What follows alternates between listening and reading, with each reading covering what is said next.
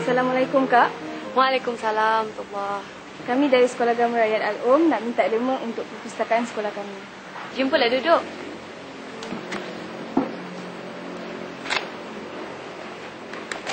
Ini suratnya, Kak.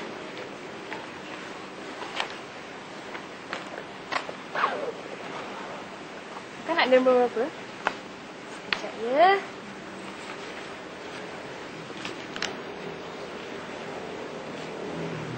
Terima kasih. Nama Kak siapa? Tulis je lah sana, hamba Allah.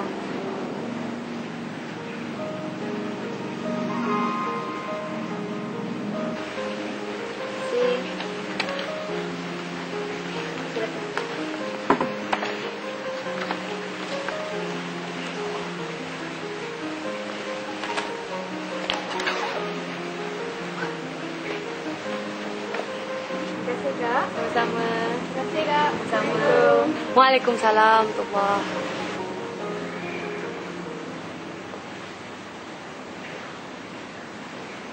Banyaknya kat tidur rumah. Tujuan baik macam tu, kita kena banyak menolong, Aiman. Lagipun rezeki kita yang Tuhan bagi tu, kita banyakkan bersedekah. Tapi masa hari tu, Aiman minta derma Jogaton, susah sangat orang nak bagi. Pasal kutipan derma ni, Aiman, kita kena berhati-hati sebab ramai yang menyamar.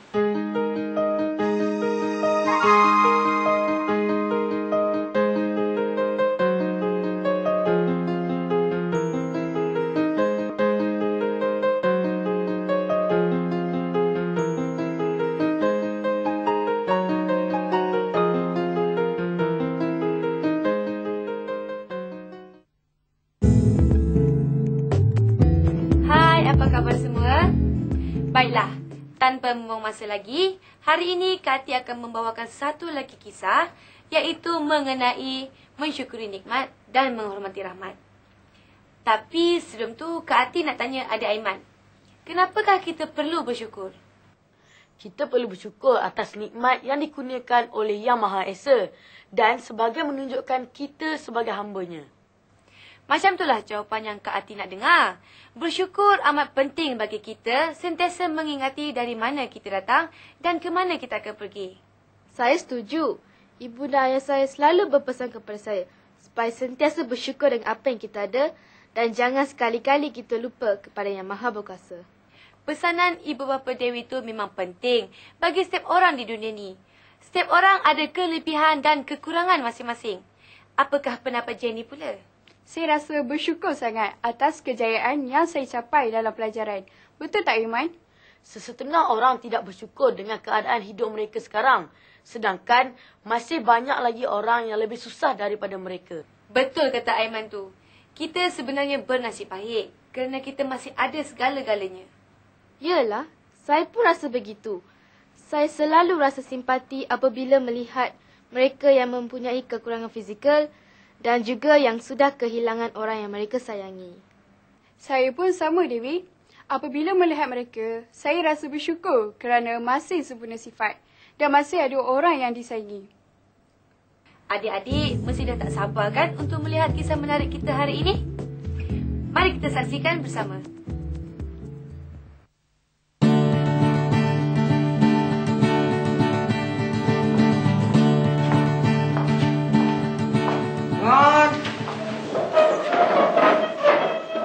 Selamat pagi, cikgu. Selamat pagi, cikgu. Selamat pagi, sila duduk.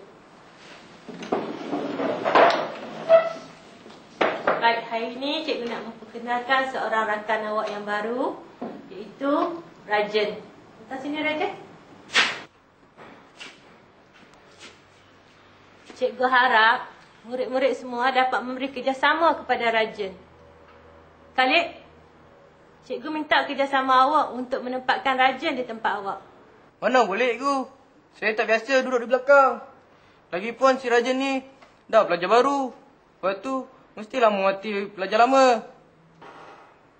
Khalid, tak baik awak bercakap macam tu. Kita perlu menghormati orang lain, terutamanya orang kurang upaya seperti Rajan. Tak adalah, cikgu. Saya memang tak suka bertukar tempat ni. Rajan ni mempunyai masalah untuk bergerak. Jadi, kita mestilah memberi keutamaan kepada dia. Yelah Khalid, tak baik buat macam tu. David, kenapa awak masuk campur ni? Apalah. Betul kata David tu. Sebagai ketua kelas, awak perlulah menunjukkan contoh teladan yang baik kepada kawan-kawan yang lain. Kalau macam tu, biar Rajan duduk di tempat saya. Saya boleh duduk di belakang. Tapi David, cikgu minta Khalid yang serahkan tempat duduknya kepada Rajan, bukannya awak. Tak apalah cikgu. Rajan pergi duduk tempat David.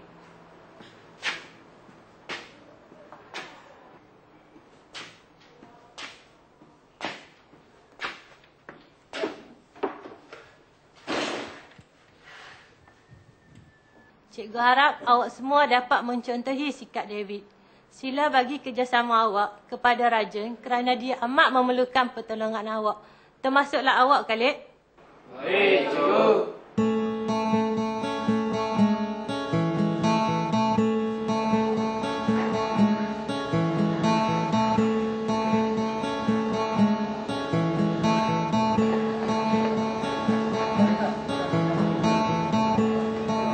Khalid, mari sini sekejap.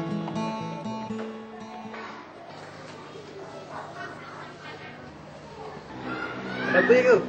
Khalid, cikgu dapat tahu awak selalu bersikap kasar terhadap Raja yang cacat tu. Kenapa Khalid? Saya tak buat apa-apa kat dia, cikgu.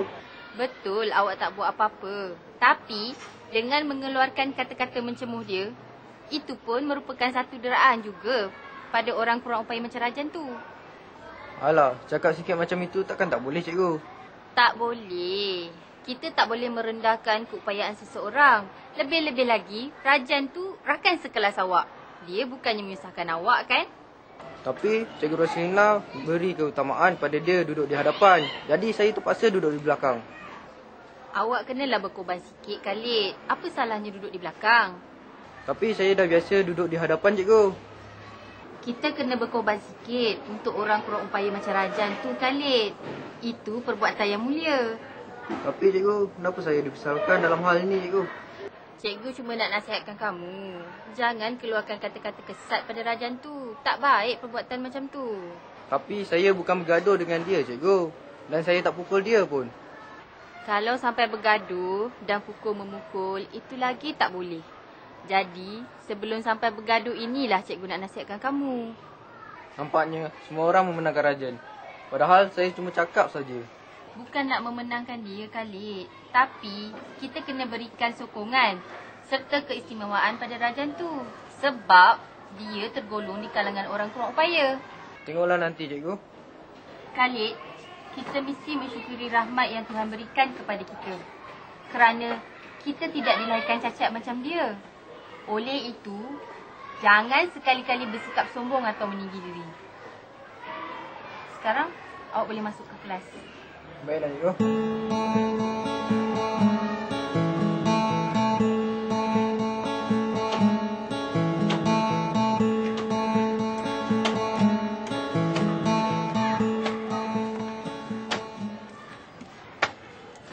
Awak janganlah ambil hati dengan perangai si Khalid tu. Dia tu memang macam tu. Saya sedar akan keadaan saya. Saya akan sesuaikan diri di sekolah ini.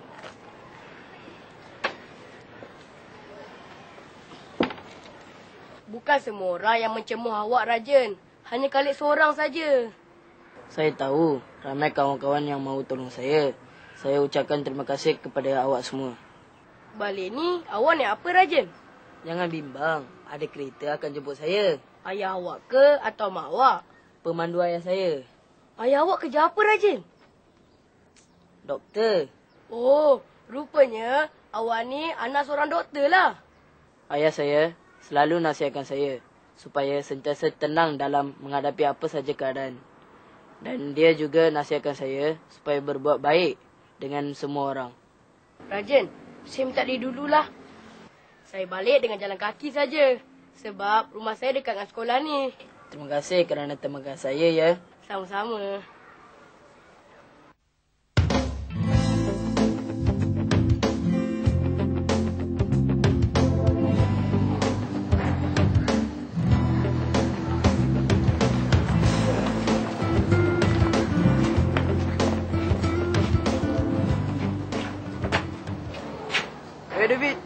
time kau tolong dia, dia tu kan yang tak boleh jalan sendiri.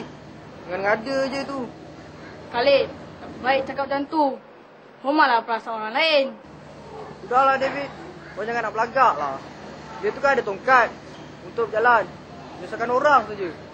Rajan, janganlah besar hati dengan cakap Khalid tu. Tak apalah David, saya tak berasa hati pun.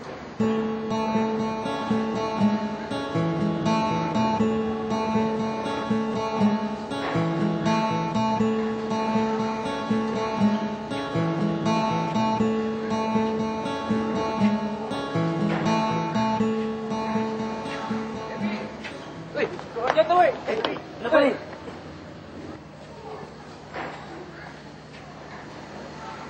David, betul ni.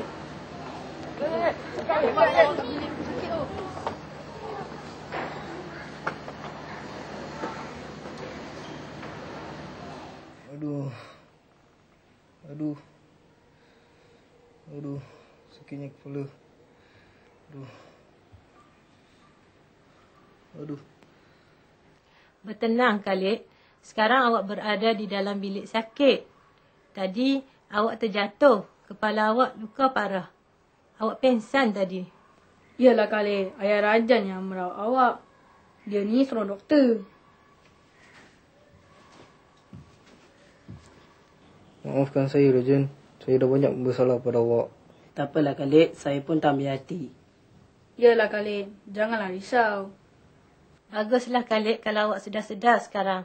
Yang lepas tu, biarlah lepas. Yalah, cikgu. Saya berjanji takkan mempersendakan Rajan lagi. Bagus kalau macam tu, Khalid. Cikgu minta diri dulu, ya. Siapa minta diri dulu Khalid?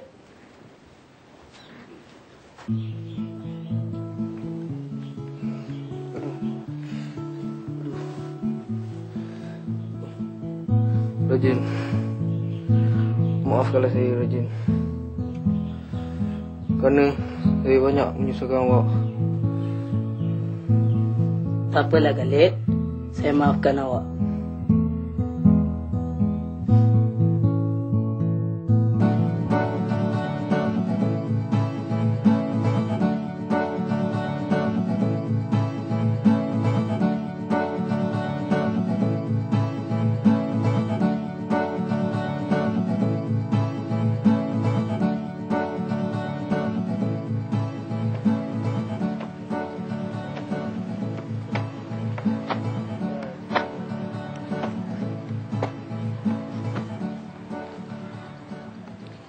Saya menyesal, Rajan, atas sikap saya membencikan awak selama ini. Sudahlah Khalid, jangan disebut lagi perkara itu. Kita kan dah jadi kawan sekarang. Kalau boleh, saya nak jumpa ayah awak untuk ucapkan terima kasih pada dia yang merawat saya tempoh hari. Sebagai seorang doktor, dia sibuk. Saya pun jarang jumpa dia. Cuma sebelah malam saja kami dapat bersama. Saya amat terhutang budi pada ayah awak dan juga awak sendiri. Kita ni kena tolong-menolong antara satu sama lain. Lagipun, itu perkara kecil saja Khalid. Macam mana pun, saya masih rasa bersalah pada awak. Kan saya dah maafkan awak Khalid. Kenapa awak nak risau lagi? Baik sungguh hati awak, Rajan. Kita ni sama saja Khalid. Awak pun baik juga. Cuma selama ini, awak salah faham saja. Rajan, saya balik dulu Sampaikan ucapan terima kasih saya kepada ayah awak.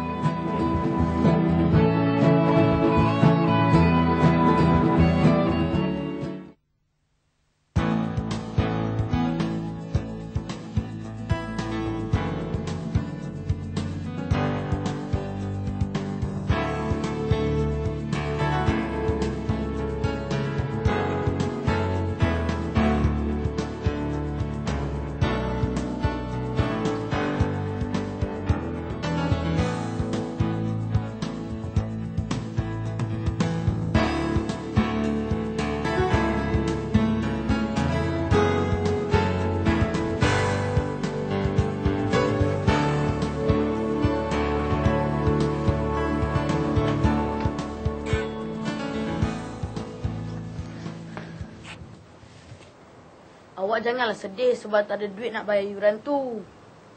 Saya boleh bayarkan untuk awak, okey? Nanti macam mana saya nak bayar balik duit awak tu? Yang penting awak ambil dulu duit ni, Dan awak bayar yuran awak, okey? Kalau saya tak terbayar balik duit ni, macam mana? Duit ni duit simpanan saya sendiri. Kalau betul awak tak mampu bayar, tak apa, saya halalkan. Baiknya hati awak, Aiman. Kita kena mensyukuri rahmat. Kita kena tolong-menolong antara satu sama lain. Terima kasih, Aiman. Sama-sama.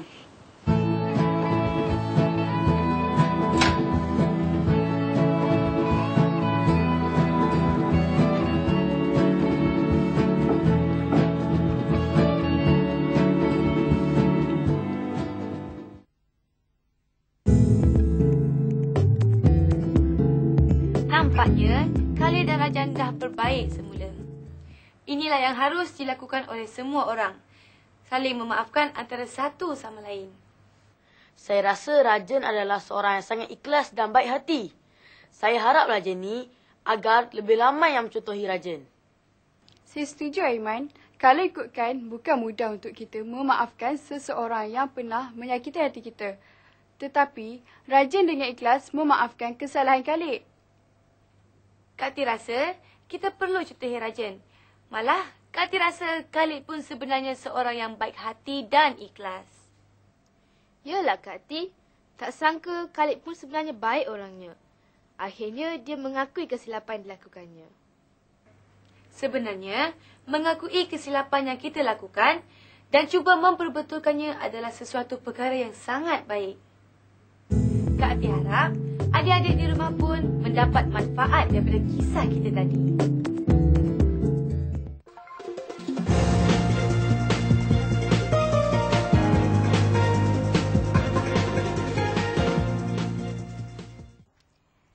Sebagai manusia, kita perlu bersyukur atas apa yang telah dikurniakan oleh Tuhan kepada kita, sama ada kelebihan atau kekurangan. Setiap ciptaan Tuhan mempunyai rahmat di sebaliknya. Sama ada sesuatu kurniaan itu baik atau buruk, kita mesti menerimanya dengan reda dan dengan hati yang terbuka. Kita tidak boleh berputus asa apabila menghadapi sesuatu masalah. Kita perlu berusaha mencari jalan penyelesaian kepada masalah tersebut. Walaupun kadangkala tidak berjaya, namun kita perlu terus tabah untuk menghadapinya.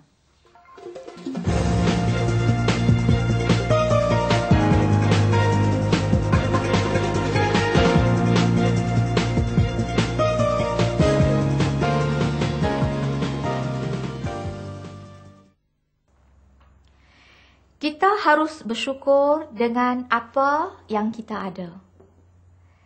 Mensyukuri nikmat yang diberikan oleh Tuhan akan menjadikan kita seorang yang tabah untuk meneruskan kehidupan. Di samping itu, ia juga menjadikan kita seorang yang merendah diri, mempunyai harga diri, dan seorang yang berhema tinggi.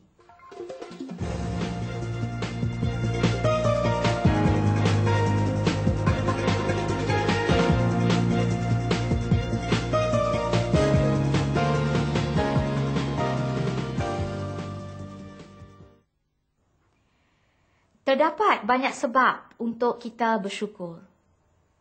Antaranya, kita dilahirkan dalam keadaan yang sempurna, mempunyai keluarga yang bahagia,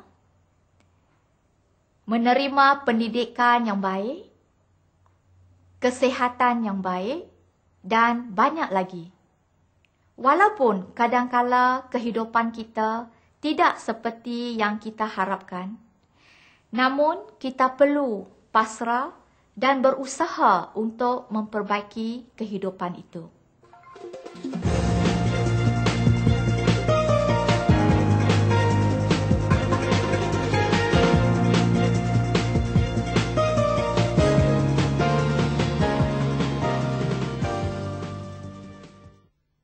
Kita juga boleh membantu golongan yang memerlukan bantuan seperti golongan kurang berupaya dan golongan kurang bernasib baik.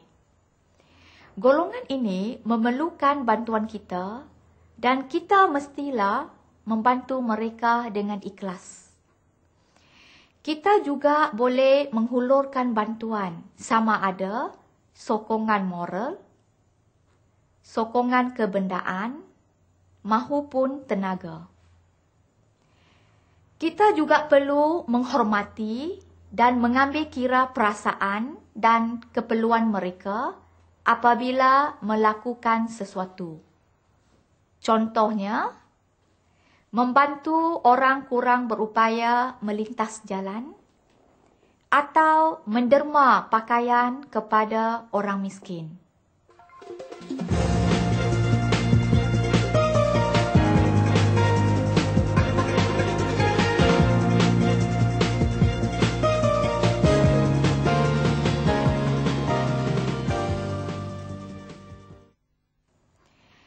Untuk menunjukkan kesyukuran kita, kita juga perlu menjauhi perbuatan yang boleh menjejaskan kesihatan kita, seperti merokok dan penyalahgunaan dadah. Sebaliknya, kita perlu menjaga kesihatan kita dengan baik dengan cara mengambil makanan yang seimbang dan melakukan senaman supaya kita sentiasa sihat.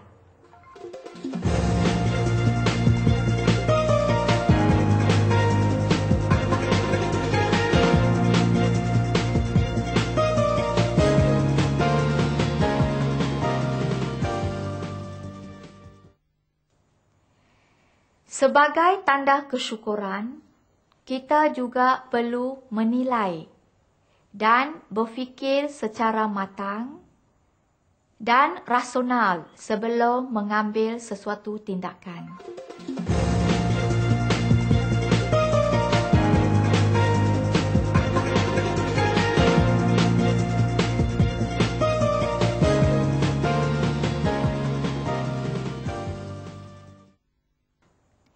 Kita boleh belajar daripada kesilapan dan memperbaiki diri kita menjadi lebih baik.